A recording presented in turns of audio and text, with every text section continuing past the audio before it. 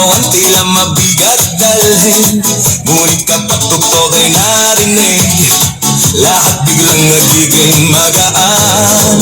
Mga paa ka nang gumagalaw, kamay sabay na ipinataas, habang tumatagal ang sayawan, lalong gumagaan ang pakiramdam. Bakit sumba? Ito ang sagot. Galaw ng katawan, Saya ang abot, pawis ay tumutulo, ngunit ngiti ay tuloy-tuloy.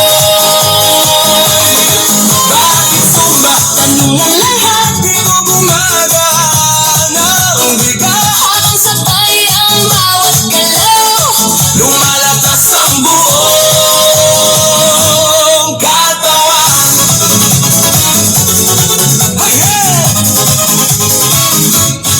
Kapag sama-sama ang grupo, mas nagiging masigla ang galaw. Sigaw ng saya sa paligid, nakakahawa sa damdamin. Puso ay mas nagiging matatag, Hinga ay mas nagiging malalim, habang tuloy ang bawat galaw, lakas ay unti